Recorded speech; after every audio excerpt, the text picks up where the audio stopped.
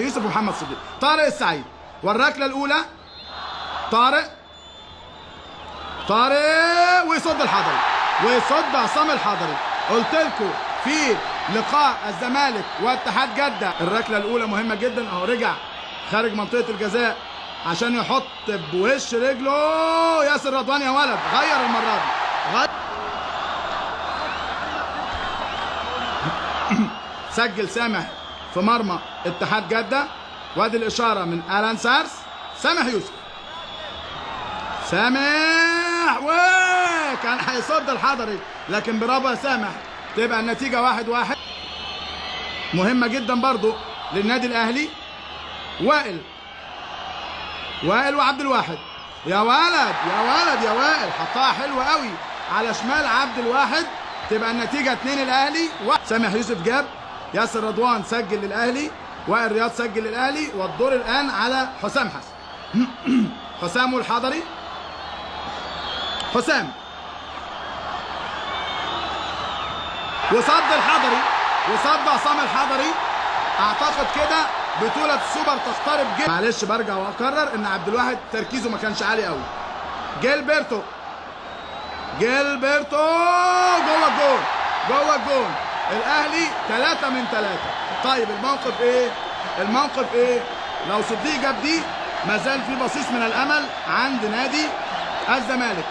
لو صديق جاب دي، لو دي ضاعت مبروك على الاهلي خلاص، يبقى السوبر احمر اهلاوي.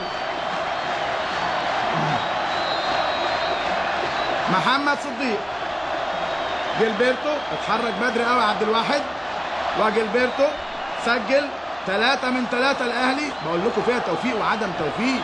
يعني مثلا شوفوا الاهلي وريال سوسيداد جاب ال4 من 4 والاهلي ضيع 2 منهم، واحده لوائل جمعه وواحده ليه ابراهيم سعيد. عشان كده اخر قوي توني وائل جمعه. محمد صديق، هل يستمر الزمالك؟ صديق وخلاص انتهت البطوله، والزمالك يخسر لقبه السوبر، والاهلي بطل السوبر لاول مره. الاهلي يفوز على الزمالك بركلات الترجيح، ويخسر الزمالك لقبه بطل السوبر، والاهلي يفوز. مباراه من 90 دقيقه تنتهي بركلات الترجيح.